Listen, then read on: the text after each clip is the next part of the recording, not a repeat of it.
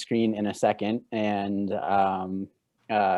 just by way of introduction, when I graduated from seminary in 2012, which I can't believe was almost 9 years ago now, I knew there was a couple of different ways that life could go after seminary.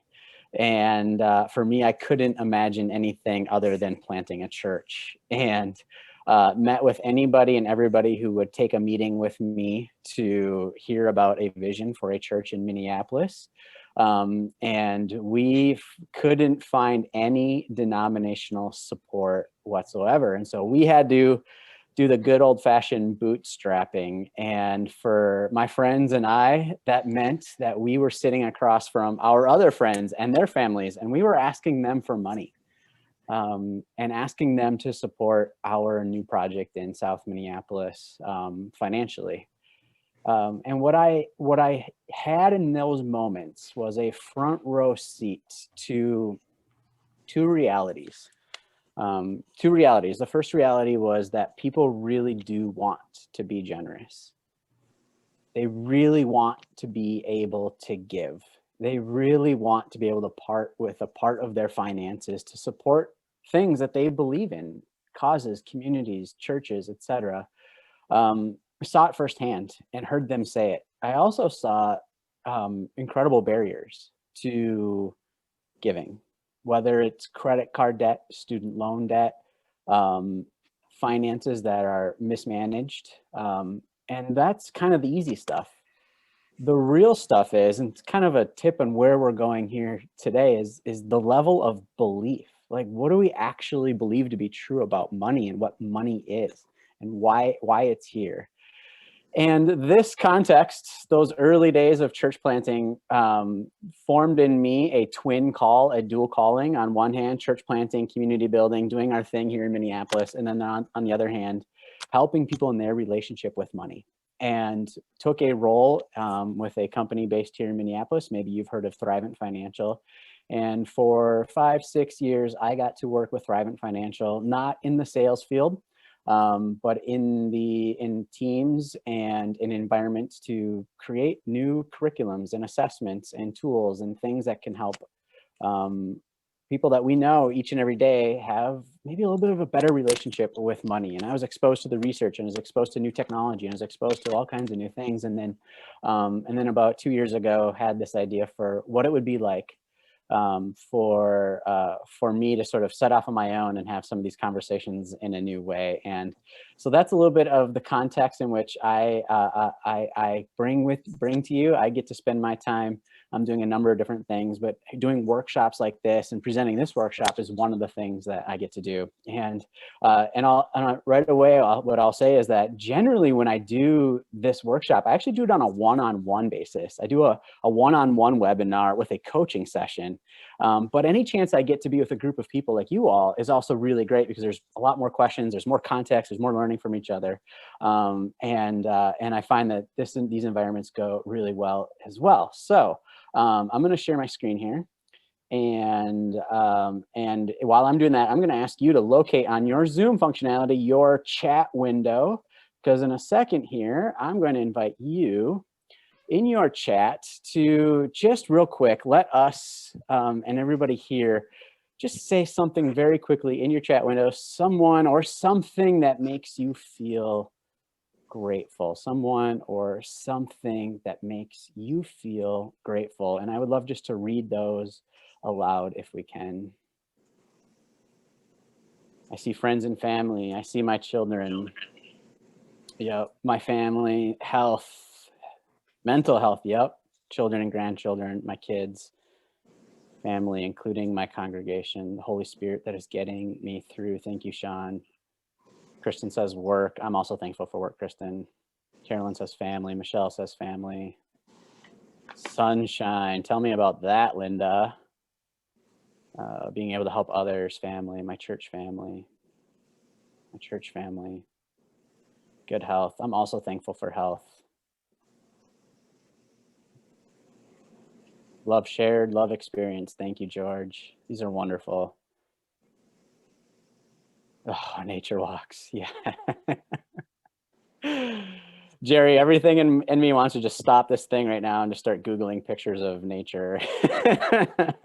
I love it. These are really, really wonderful. And I really appreciate you participating in that way. It's really great to see what everybody's thinking. Let me give you our roadmap for this evening and where we're going and how we'll spend our time together. Well, the first thing that I would like to do is reframe the money question, maybe a new way of asking the money question, and what is money, and what is maybe a new way of looking at it, and where might that take us? And then what I'd like to do is walk you through these 3 new approaches to cultivating generosity. And in these approaches, what I think you'll find is that very, very quickly, you'll sense that there's already a lot you're probably doing well in your context. And then there's also some things that with some slight tweaks here and there, can be even better, can be even more life-giving. And then in the rare occasion, there does happen too, where a team or an individual or a leader will do a complete pivot, where the whole thing is now in question. And we're going to ask some big, bold questions about how we're talking about generosity in our context. That might be you, that might not be you. I don't want to presume that for you, but it does happen. Along the way, we'll do some discussion breakouts. You'll be put into groups of 3 or 4, and they will be assigned randomly. You'll get 1 question. In fact, you'll get 20 seconds to introduce yourself, and then 1 question to tackle together. And when I say quick, I mean really quick. They will be too quick. You will feel like they went way too quick. And that's by design. That's to keep us on our toes, keep things moving.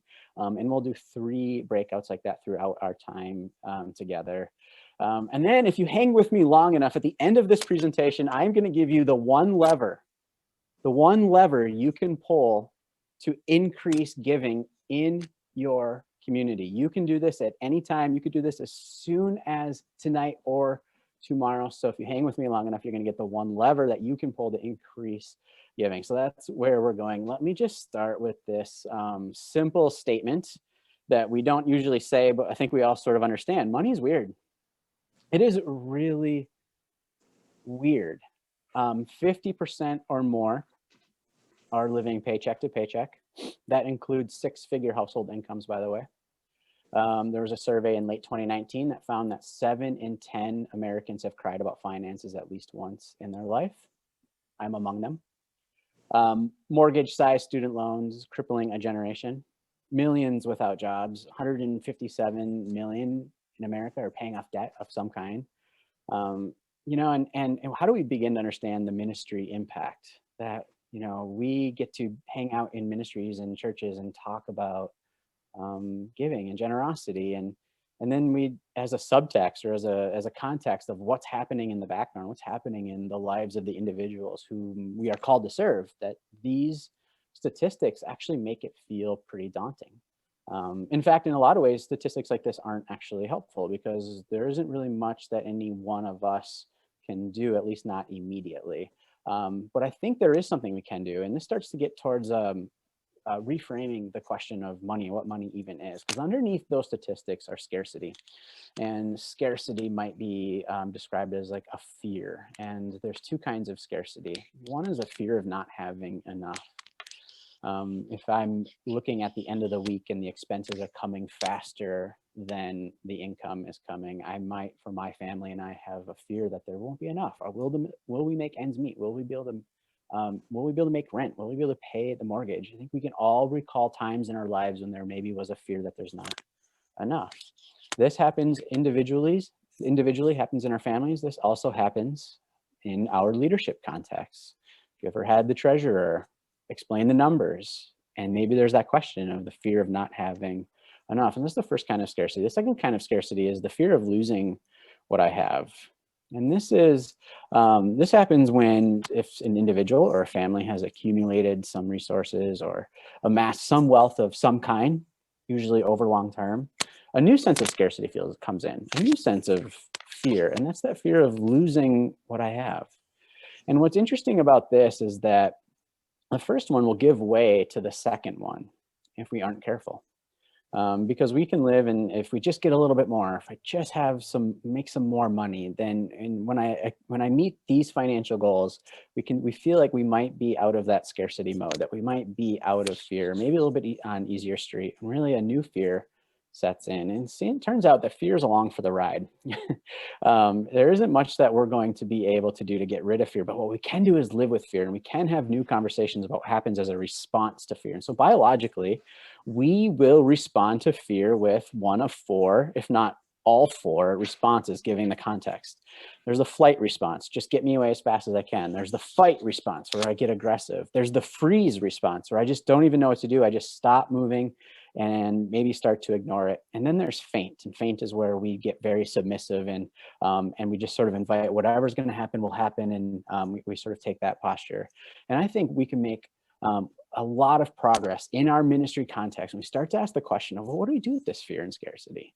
And maybe some new questions about, what does it have to teach me? What is it here to reveal to me about what's true?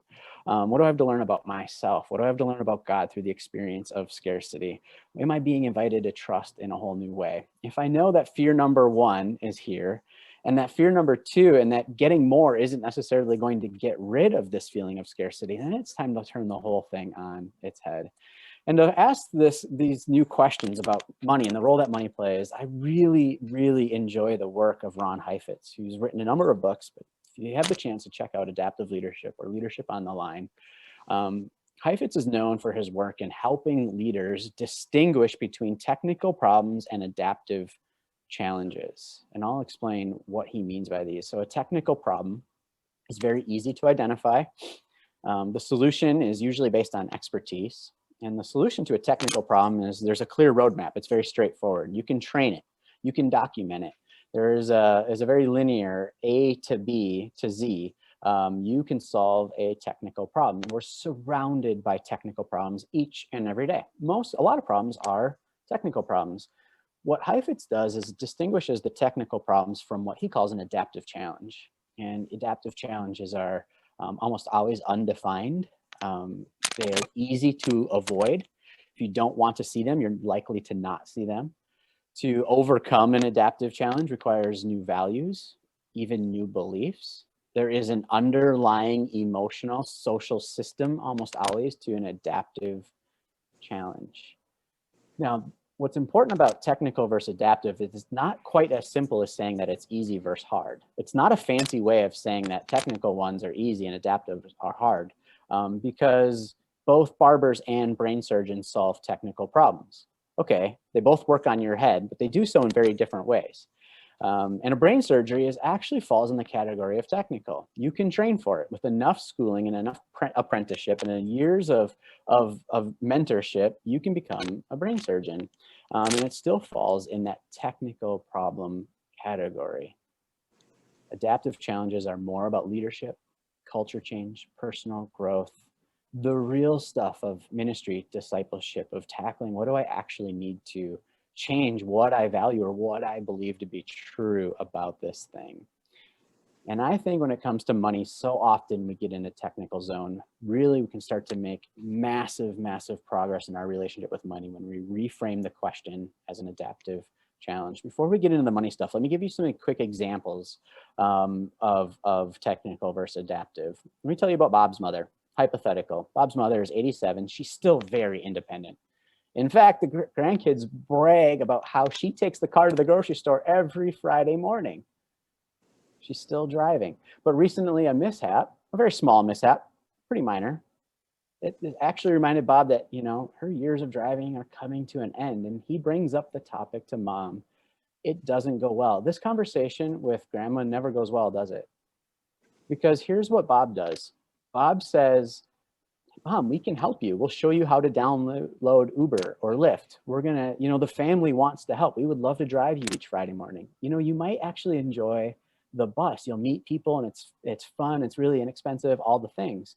Bob's mother, Grandma, does not want to hear about how to get from A to B, because for Bob's mother, this is not about driving. This is not about transportation. This is not about the car. For Grandma, this is about the underlying narrative and identity of independence. And until you start to solve what's actually happening, you're not solving for how to get A to B. You're actually solving for how do we help Grandma enter a whole new stage of life and where she's losing a sense of independence. And how do we help her maintain a sense of independence in some new ways? The story that she's telling herself about what it means to drive the car is actually the thing that we're solving for. And Bob doesn't actually make it any easier when he comes to Grandma and says, we'll show you how to download Uber or Lyft and how to use those. It actually doesn't help. Adaptive is way more about the underlying belief and attitude and narrative that's at play. Another example is John. Again, hypothetical. John never imagined he would be in a sales role, but he is enjoying the challenge and rewards of helping his clients. Recently, however, his manager has challenged him with some new goals, and it's clear some performance things are on the line. John's really good at initiating and developing relationships, but John is struggling to close the deal. So think if we were all to advise John, what might we say? Well, we might say, John, you could get trained, right? And there's new tools, and you could use all kinds of new sales tools that you can, software and all kinds of fun things to make, you know, automations and all the good things. But really, we need to have the question about John and confronting the fear of rejection, or, you know, even discerning whether he actually believes in what he's selling. That's the real level. And what adaptive framework, adaptive versus technical, adaptive would help us, like, what's actually going on here?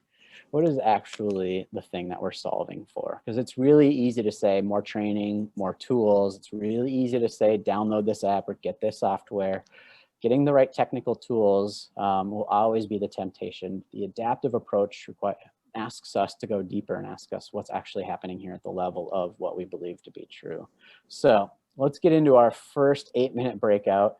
When you're in your breakout, we're just going to invite you to do introductions, 20 seconds per person, you know, your name, your context, what brought you here. Again, 20 seconds per person. And then you've got one question to answer together as a group. And that is, where do you see the technical versus adaptive framework in your life, your ministry, your family? We'll do 8 minutes. We'll give you a 1-minute warning, and Karen will bring you back after 8 minutes. And I recommend everybody, if you've got a moment and you've got your phone with you, take a quick picture of this slide so that it helps you to remember the question when you get in your group. Here y'all go, have a good time learning from each other and considering, where do you see technical versus adaptive framework in your life, ministry, and family? Seeing this technical and adaptive framework in your life, your family, your ministry.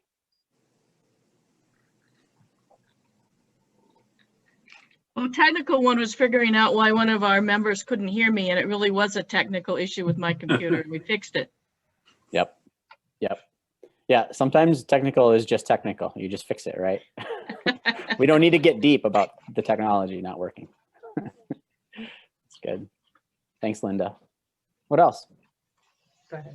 One of the issues that we saw and we discussed is the fact that although that we can use technology and have a virtual session, what we are lacking in that is the social interaction that you normally get when you go to church. You have this, it is very important, I think, for older people to have this kind of social interaction.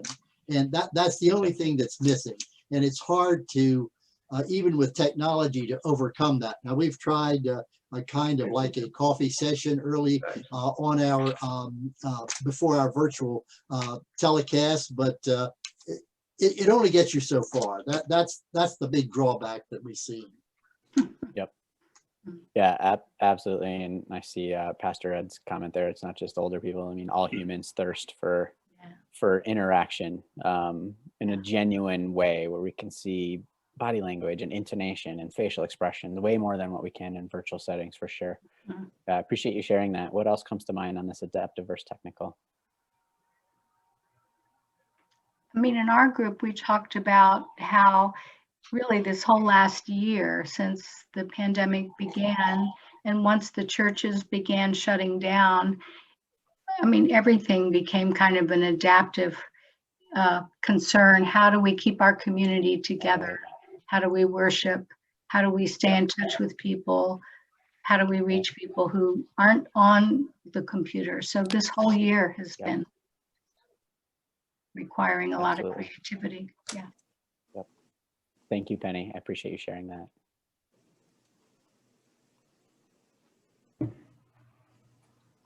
Maybe one or two more.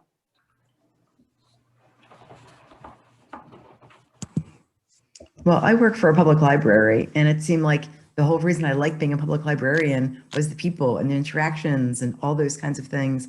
And now just for a full year, it's just been one technical thing after the other. You learn the process, you do it.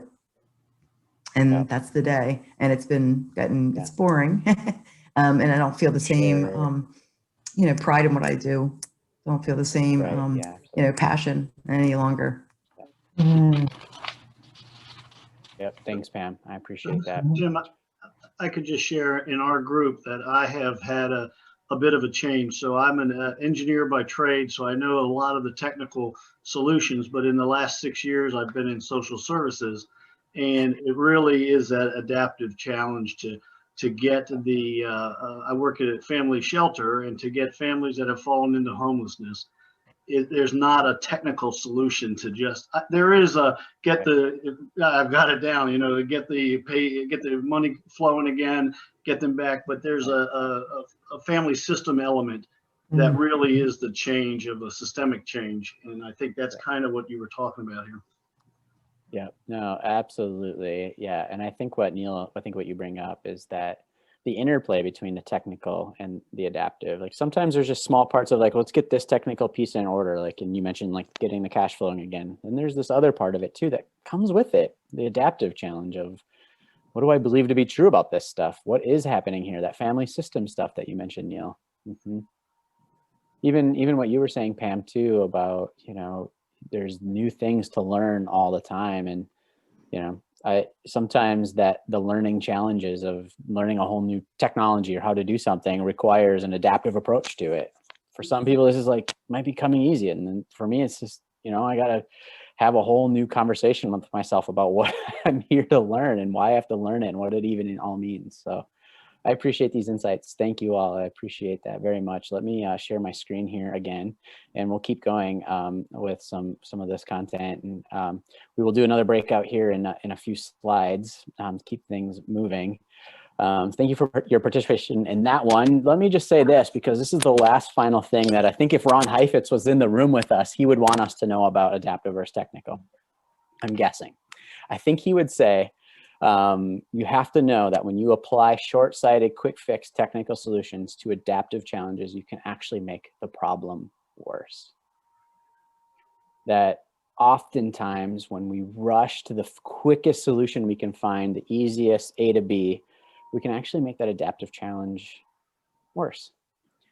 Here's why I bring it up, because this is a workshop about money. This is a workshop about helping people in their relationship with money and the leadership context that we find ourselves in. And if we have the conversations about money, or if our boards and treasurer boards and our ministry teams are having conversations about money, there's always going to be the temptation just to quickly solve a problem, a technical problem.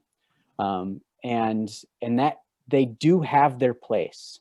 Budgets, spending plans, debt plans, financial products, numbers, logic, whether it's at the individual level or at the institutional ministry organizational level, these things have their place. They are necessary. What this framework does is invites us to dig deeper. What do we actually believe to be true about what money is and why it's here and what it's for and what and how I relate to it in our relationship with money, and the fear and scarcity that comes with those big statistics that we talked about earlier. And so when it comes to reframing the money question, this is what I point to as the question, because what then is a Christ-centered biblical response to scarcity? And how can we help people develop a healthy relationship with money? And how do we do so with all incomes, all generations, all situations? Is there a way of talking about money that can honor anybody, everybody, wherever they're at in their relationship with money? And I believe that there is. And that's what brings us to this next part and the second part of our time together here this evening. And what I call is 3 new and adaptive approaches to cultivating generosity. You could say there's 3 new and adaptive approaches to talking about money. All things related to stewardship in your leadership context. It all belongs here. And so I'm going to cover now these 3 new and adaptive approaches. And the first one is to see values as a tool. Values as a tool. Now, a tool, of course, is something that you can leverage. You can leverage it to do something that you otherwise wouldn't be able to do. I notice that many of you are sitting in a chair right now. A chair is a tool. So a tool isn't always a piece of technology or software or a computer or a digital thing. A tool is just anything that we're using in our day-to-day life. It helps us to do something that we otherwise wouldn't be able to do. And that's the definition of a tool. The best ones too are the ones that we use automatically. We don't even realize we're using them. We use them sort of by default. When it comes to values, values can be a lens to see the world, a filter. We live in a world where more information and messages are coming to us more and more each and every day, and it's speeding up. And I would submit to you, as humbly as I can, that values and our core values, the knowledge of who we are, can be a filter to, as that information comes to us, as we filter the world and as it comes to us, values gives us a thing to be able to filter it all out and decide what's important, what aligns, what belongs, what isn't. They're at their best, and they actually become a tool when they are discerned, written down, and we can hold them in our hands. And when our values are written down and in front of us, they become a reminder. They become something that we can actually hold and use, and they become more of that default, more automatic, if you will, in our use of them every single day. And this is one of the things that I believe an adaptive approach to money, because the temptation again is always to start with budgets. And again, I will be the first to tell you that a budget and a spending plan is crucial. It's must have. I just don't think it's the best place to start. What if we start with values? What if we started with what's important to you? What are your core beliefs, your values? One of the things I always say is that sometimes values, depending on our background, that might not be a word you love. So if you don't love the word values, my guess is there's probably another word that aligns with values that you do love. So maybe it's beliefs or principles or your personal mission statement or your manifesto or whatever, your core philosophies about how to live life, your theology. These are all things that sort of capture that. Something that you could write down and say, this is what I believe to be true about me and the world I belong to. And this is what I believe to be true about God. These are my values. And that's what makes it, puts it at the level of a tool. Now, I always think that this is a really terrifying thing to think about.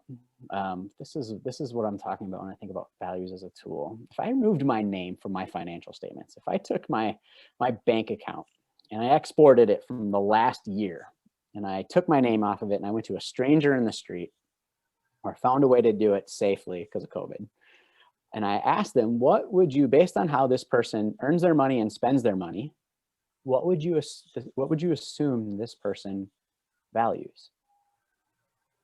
What would you assume this person values based on where their money is going? Now, this is terribly confronting, because I would love for that person to be able to very quickly be able to tell, well, this person values, his family, and is obviously he's very generous. It's obvious that, it takes a lot of time and care and doesn't spend too much and lives within his means. I'm not sure that that's what they would say. Might say something along the lines of, well, it looks like status and convenience and, maybe a little bit overdoing it on security versus, I don't know, like there's all kinds of different things that you can see it coming.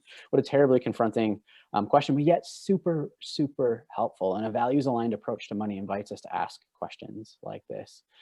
And in a lot of ways, when we have our values and our actions and we observe the interplay between them two, we want to be able to feel like they're aligned, because if they aren't aligned, we end up creating sideways energy that takes us further away from who we are, energy that takes us away from what's actually really important to us. I also feel like that we're never 100% completely aligned in our values and our actions. And in a lot of ways, much of this is about just having the conversation with others and with ourselves pretty repeatedly around, hey, how are my actions aligned with my beliefs, and how are my choices and my behaviors aligned with my values and what I believe to be true? And in a lot of ways, so much of this ministry work comes from just creating the spaces where it's okay to name the dissonance and the places where there might be some incongruity, to make it normal, to say we're all in some form or another falling short or out of line with what we believe to be true about our actions, that there's a little incongruence in all of us. So let's make it normal to have that conversation. Let's create ministry environments where we can continually have the conversation with ourselves and with others and with leaders about how our values line up. And again, this is no more true. This is at the individual level as well as the ministry, institutional, organizational, church level. This works for both. Adaptive technical works at that individual level as well as the organizational level. And the things that I'm sharing with you here as well, values is a tool. Now, and along those lines, we do this as churches. If you've ever done a strategic planning process, whether with your church or with a nonprofit, one of the things that can be a really great outcome of that process is the revelation of what the core values are, the core identity of the organization that we've created. And we do this to help us decide what's important and how to allocate resources and decide where the money is going to go. And in fact, it makes decision making a lot easier when we have those tools that we can hold in our hands. Well, imagine doing the same for individuals and families. Imagine if we brought them through their own strategic planning process, that they could discern what their core values are and then apply them to their financial decisions and let them bear witness to those financial decisions.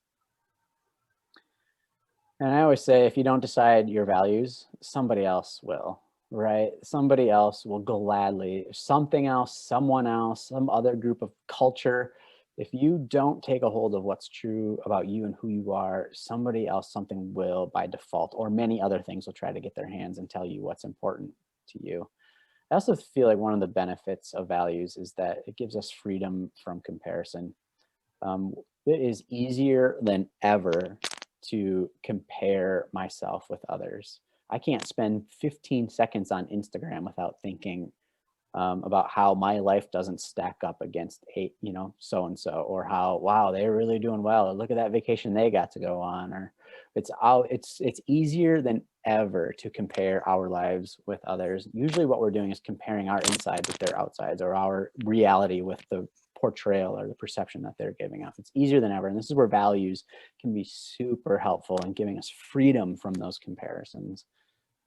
And again, creating those spaces to explore that dissonance, to make it normal, to say, God, I just don't align, my values aren't aligned with that, or that I bought that thing and it doesn't quite, align with what I believe to be true about who I am and how I'm called to serve. And make it normal to have those conversations.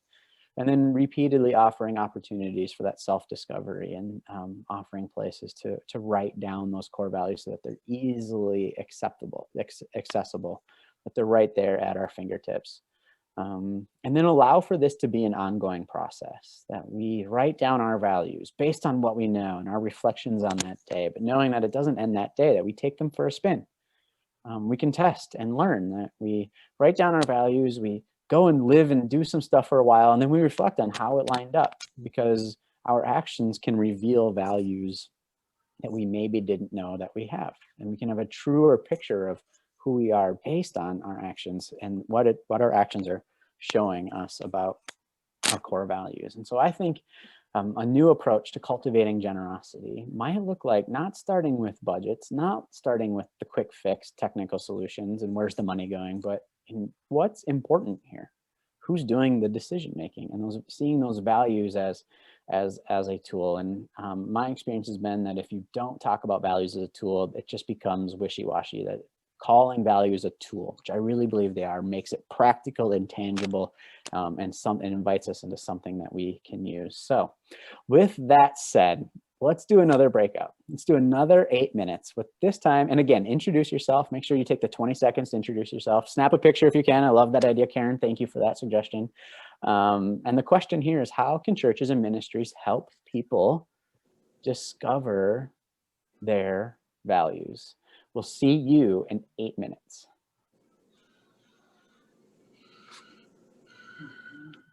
All right, let's turn it over. That's great.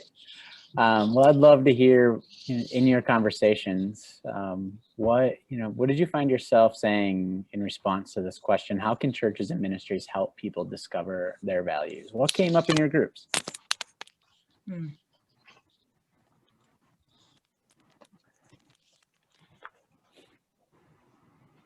Lead came up. Lead came up, the strategic planning process. Karen was just telling me a bit about it. Yes. Great. Yes. Okay. What else? Because I'm in the same, not in the same group with Karen, but lead came up in our group too as a way to identify values.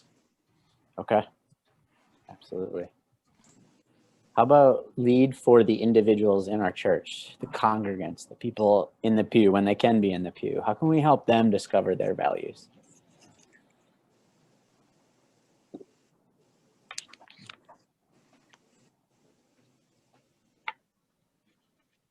Other than one-on-one visits? What's it look like in a one-on-one? I love that idea. Tell me more, Kristen. Be a lot of listening and asking questions like, Yeah. question, what would it be? What do you really feel is your purpose? Why are you having these feelings about money? Where do you want to go? What do you want to do with your skills and gifts? I hear a coaching approach Exactly. Yeah. in there. Without, because you don't want to tell them the technical way to do it. Right. Right. Thanks, Kristen. What else came up in your groups? It's a real challenge, Tim, we felt to transition from a church community of faith studying and dealing with and articulating its values, and then a family or a couple or an individual doing the same thing.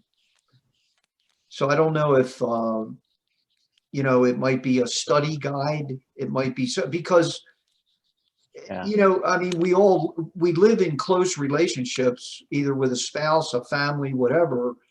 And my feeling is that most of the time, the shared values are assumed.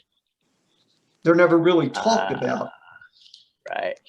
So this is a challenge to say, hey, rather than just assume that we all share the same values, why don't we go through this little exercise and define them for each other and agree.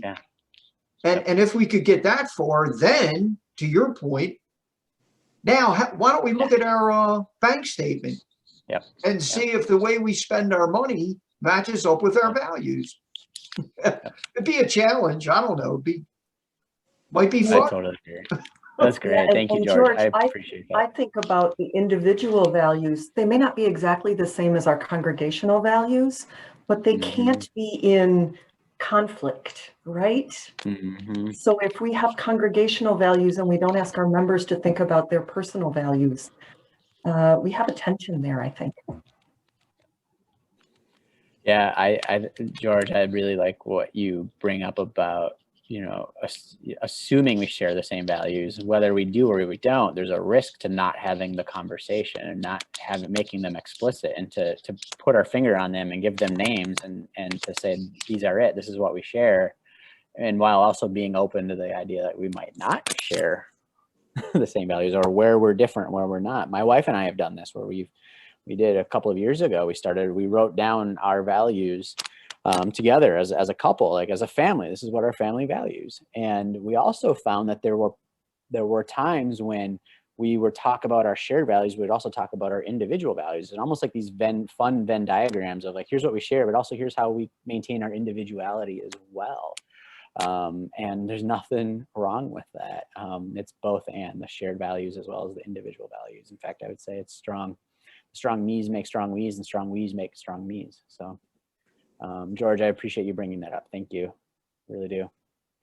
Let me find the rest of our presentation here, and we'll keep going. So, as you know, we've reframed the conversation around money as an adaptive challenge, and now we're going through 3 different approaches to seeing money as an adaptive challenge. We've done the first one, and that is values as a tool. That means we have 2 more approaches, 2 more things to know about money as an adaptive challenge, and what does it look like in our ministry context. Here's the next one: seeing money as emotional. Money is emotional. I would say money is many things, but before it's anything, it's emotional. It's a form of emotional energy. Again, 7 in 10 Americans have cried about money, but I almost feel like maybe this isn't the best thing to say on this slide because, of course, emotions are far more than if we cry or not about something. But that doesn't change the experience of it. Like direct a circuit from my bank account to the hairs on the back of our neck. And in so many times in our ministry environments, what we'll do is we'll take a topic like money and we'll make it way too practical, or make it way too spiritual. And really there's this third category of how about this, the emotions of money. This idea that we tend to feel it before we think it. That we make decisions about money in really emotional ways. And then it's one of the reasons why more money doesn't help us create a healthier relationship with money. I really love the work of Pete Scazzero, wrote a book called The Emotionally Healthy Spirituality. He says that it's not possible to be spiritually healthy and emotionally unhealthy, that the two are intertwined, that emotional health and spiritual health are intertwined.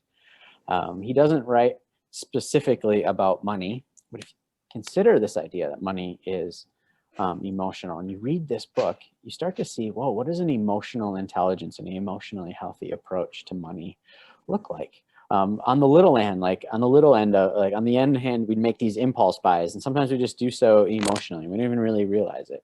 And then on the bigger purchases, those bigger ticket items like cars, mortgages, homes, those tend to be really emotional purchases as well. Now, I would say that every emotion is a gift from God. And that's what Pete Scazzero would say as well, that it's not that we need to make money less emotional.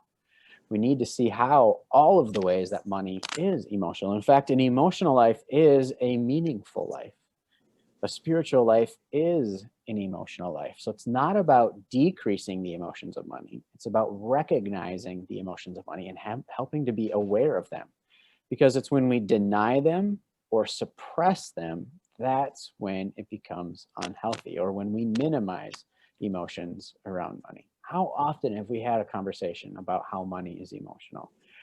In fact, I have found that this is the great equalizer when it comes to bringing groups together from different economic backgrounds.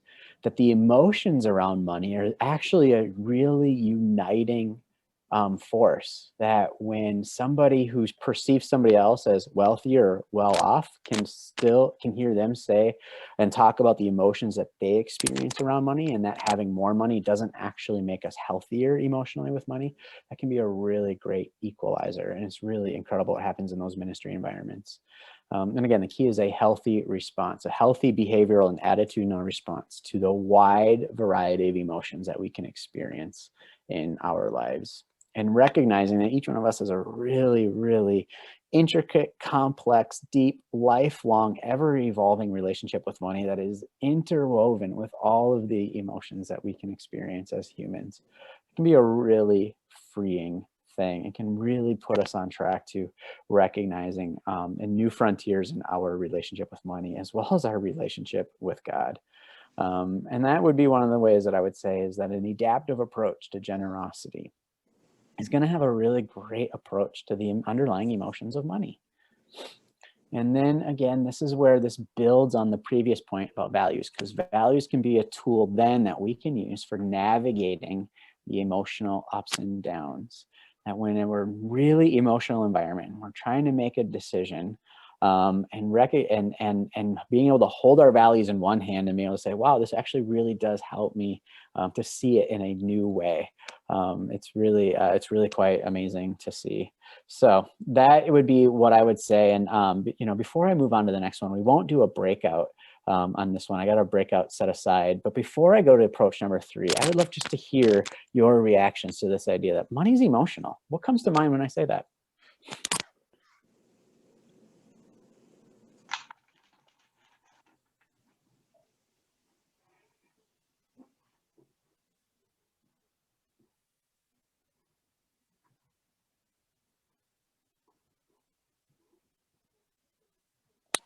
I'm aware that I approach money sometimes the way my parents did 60 years ago. And that's, it's kind of the initial response is sort of the old family pattern, even if I've fought to change it for a long time. Oh, absolutely. I appreciate you sharing that for sure. this does bring up family of origin stuff for sure. Absolutely. Yep. I would think that one thing, just the political season that has, I guess it's still going on. A lot of the money that is raised, there's certainly emotional appeals to people. Yep. On no matter what side it's on. Yep. The appeals are very playing to people's emotions in order to get money. Yep. Thanks, Jerry.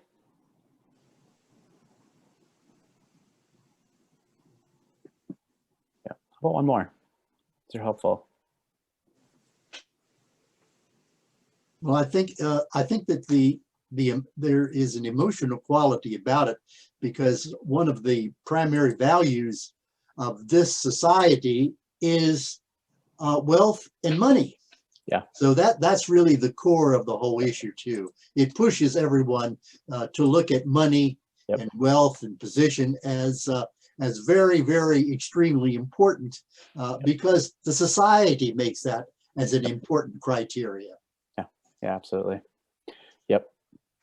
I would agree. I think money and wealth has been made into an idol for sure. And it robs us from life that is truly life for sure. Absolutely. I appreciate you saying that. Thank you. Well, here's the third approach then. So values are a tool and money's emotional. Here's the third approach, and that's to see generosity as freedom. If you were to ask, and if you survey the research and the literature around what allows for somebody to be free or allows for somebody to be generous, what makes somebody to be generous, you're going to see a lot of different things. You're going to see research around duty, obligation. You're going to see stuff around status, recognition, just simply a response to an extra or an influx of cash.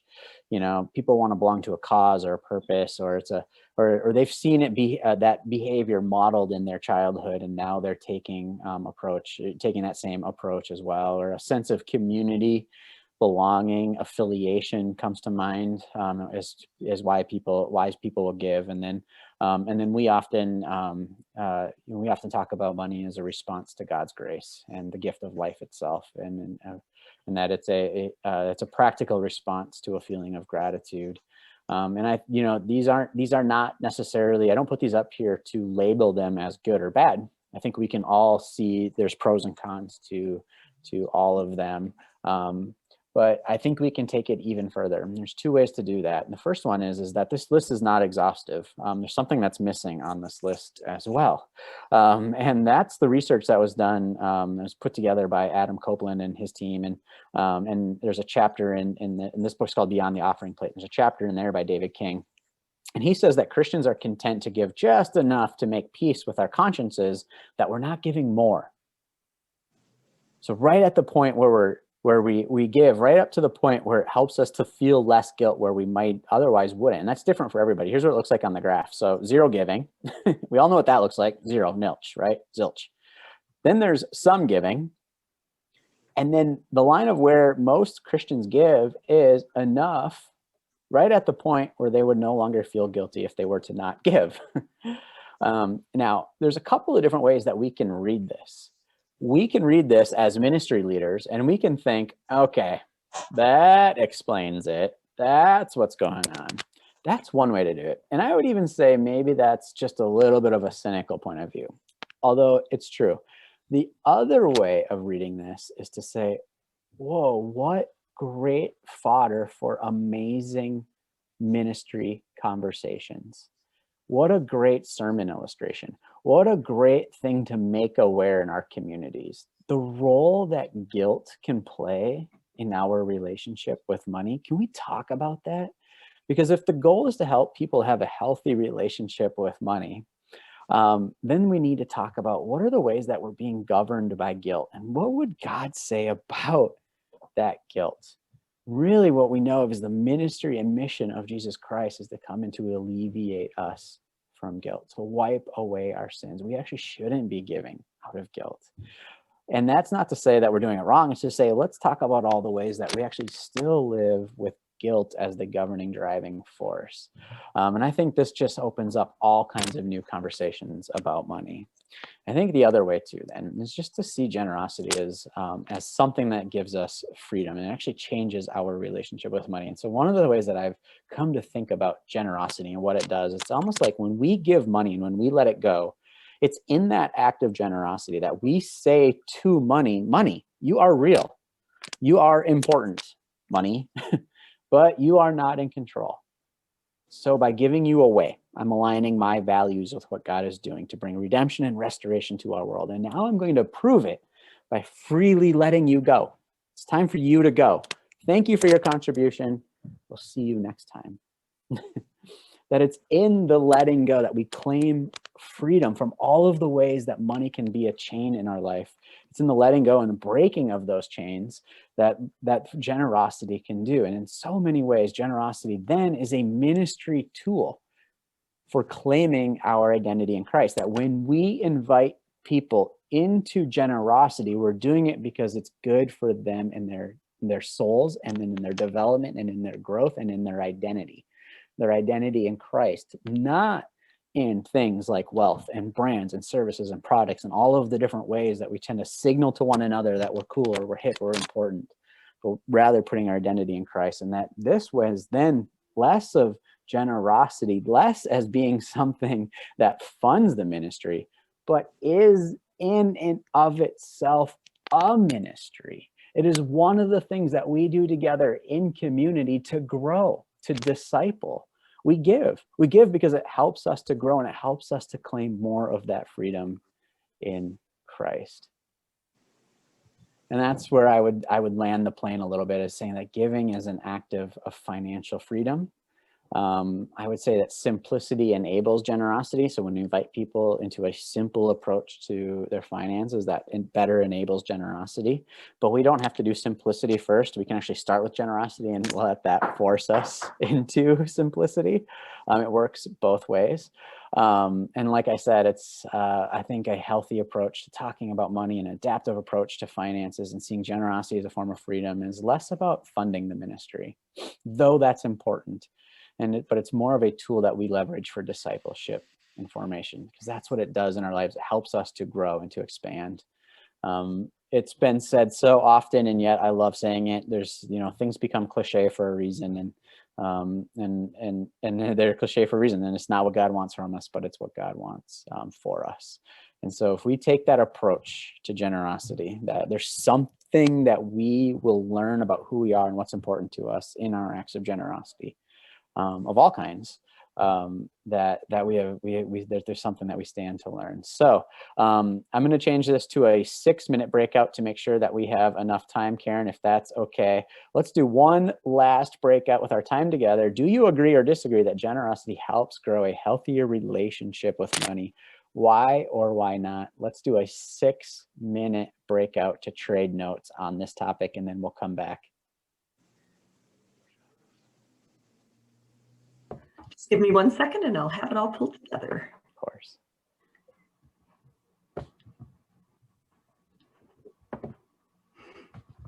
Thanks for your patience, everybody.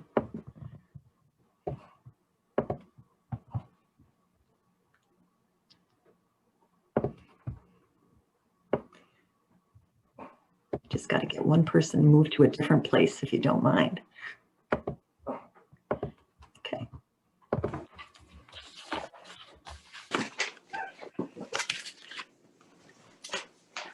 Generosity helps us grow a healthier relationship with money. And why or why not? What came up in your groups? Tim, in our group, it came up that I think we all agreed that it did help grow a healthier relationship.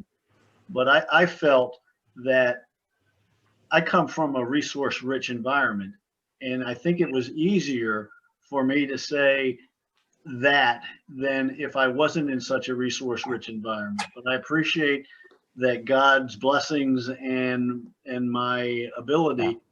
But at the same point, I think it's tougher if the resources aren't quite as abundant. Sure. Yeah. Absolutely. So there could be an element of privilege that's baked into even just the question itself, right? For sure. Yeah, and I'm glad that, I'm not sure what brought that up, but I'm glad that they brought that up, because I think it's really important to recognize that, because going back to your very first comments, the two different forms of scarcity, that first one is very real, and I don't think, can just be assumed that it's a matter of resource allocation. Sure, absolutely. Yep. Appreciate that. Thank you very much for sharing that. Cool.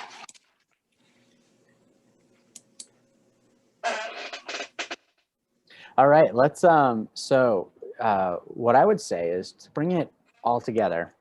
We cultivate generosity when we help people overcome scarcity, discover their values, align their decisions, navigate the emotions, and embrace generosity as a definition of financial freedom, that we know are financially free when we're able to give it away. That we can create ministry environments that look like this, that is when we are cultivating generosity. And I love this word cultivate for that reason, because it's not a quick fix thing. We cultivate communities and cultures over time. And when we can concentrate on these tactics and these strategies and do adaptive planning in this way, we will cultivate generous givers. I promised you this evening that I would give you what's the one lever you can pull to increase generosity in your context, in your church, whether you're leading a nonprofit or a church ministry. What is the one lever that you can pull? And it looks and sounds like this. Hey guys, I'm super thrilled that you and Kelsey are part of our church. My wife's name is Kelsey, by the way. And thanks for connecting me. Thanks for connecting with me today in this one-on-one about money and stewardship and our mission at Uptown Church. I want to tell you about Nathan. Nathan is a newcomer at our community. He recently told me about how he's growing in Christ. In fact, Nathan was about to completely give up on finding a community, but has found a place to engage and contribute. If you haven't had the chance to meet Nathan yet, we hope you do get the chance. And I want to say thank you. Thank you for your generosity. Your financial giving makes stories like Nathan's possible. We're looking for 10 people in our community to increase their giving so that we can replicate stories like Nathan's. Would you and Kelsey be willing to be one of those 10 and increase your giving from this amount to this amount? Now, a couple of things, some baked in assumptions about what I just shared. This is available to you at any time. You can have this conversation with the people that you lead at any time, especially if you have a story like Nathan's to share. My guess is you do. You do have a story of somebody whose life is now different, transformed, and better as a result of your mission in action. I would also say that this is available to you. It's a lever you can pull, but it's not technical. It's adaptive. That this approach requires an adaptive approach, that conversations about money that end in an ask require an adaptive approach to your relationship with money and your mission. If you remember the story at the beginning about John, and he was in a sales role, right? There's all kinds of technical stuff that we can do to help John be better at sales, but he really needs to ask himself the question, does he actually believe in what he's selling? Does he actually believe in the thing that he's talking about? That's the real work, because this is a 5-minute conversation or half an hour over on Zoom or whatever it is. It's actually pretty technically easy, but it does require whoever is doing this ask to have some self-awareness around their own relationship with money, as all fundraising does. In fact, I would say that fundraising is one of the things that we can do to help ourselves to have a healthier relationship with money. The Soul of Money by Lynn Twist is really great on this, by the way. She made her living asking people for money to support causes that really do change lives and illuminate gaps. And she wrote a book about what it's like to have an abundant relationship with money. It's incredible. She made her living raising money. And I would say that this is something that you can do as well, but it's not technical. It requires an adaptive approach at the level of values and emotions, and generosity is freedom. It's all right there. So some best practices: direct, one-to-one, specific in-person asks are most relational, and effective. If you aren't asking like this, you are leaving money on the table. A handwritten thank you note after the first gift and the largest gift. Whatever you can do to bake this into your church's systems, do that. And after every ask, regardless of the outcome, you should also send a thank you note. So if you're out there asking people in your community to make a gift or increase their giving, whether or not there's an outcome, they give or don't, write a thank you note. A thank you note for thank you for your time, thank you for letting me ask, thank you, et cetera, et cetera. Handwritten thank you notes are an absolute must, definitely on the list of best practices. And again, the ask itself is a discipleship tool. It's formational for both the asker and the askee, regardless of the transaction. Whether or not a gift is made and when and for how much is actually very, very secondary to the relationship. And that it's formational to be doing the asking and to be asked in a way that is relational and authentic and is specific. It's a discipleship tool. The asking is a discipleship tool. It's a tool for growth. And know the more so than when it's done without guilt or shame. The ask will bring you closer to this person, and again, without regard to the outcome. And asking, embrace asking is again, it's an invitation to joy, mission, healing, and financial freedom. It's the one lever that you can pull in your context to increase giving, is to be asking on a one-on-one basis to make a first-time gift or increase a gift. I do want to just end with a couple of points. I often hear that, fundraising or money is often described as a necessary evil. And, would love to just explore that for a moment from a biblical standpoint. If I were to ask you, does the Bible say that money is the root of all evil? Sometimes people will say true, or sometimes they say false to this. And the truth is that's not what scriptures say. It's the love of money is the root of all kinds of evil. And I get really worried when people talk about money as a necessary evil. Because if we think of money as dirty, or if we think it's evil, or we think it's gross, or we think it's yucky, why would you want to ask somebody for it? Why would you want to give it? That actually wouldn't be a gift. You would be giving something that's very dirty, in your opinion, to them. So it actually isn't a gift. And I would say that money isn't evil. I would say it's a form of relational energy that can make really amazing things happen in the lives of individuals and communities. And when in any conversation about an adaptive approach to our relationship with money, would have to get to the core of it. The core of it being, what do you actually believe to be true about money? What is money? Is it a necessary evil, or is it a form of relational energy? And something that can really help people and sustain communities. Friends, and in closing, I know we're a minute over. I just want to really closely, there's a story in Luke 15. It's always worth rereading if you get the chance. But there's the story of the younger son, and he betrays his father. He squanders his wealth. He goes off into a distant land, and he experiences famine, and he limps home to ask for forgiveness, and he's embraced by his father, the farmer, with a homecoming party. And we think that story is called the story of the prodigal son. Somebody labeled it the story of the prodigal son, but it wasn't Jesus, because it's actually about two sons. And there's the older son at the end of the story. And the older son, we learn, has been doing all the right things. The older son follows the rules. He saved his money, he's invested, and yet he's bitter, he's angry, he's livid mad, by the way, that his younger son was welcomed home. And he lives without gratitude.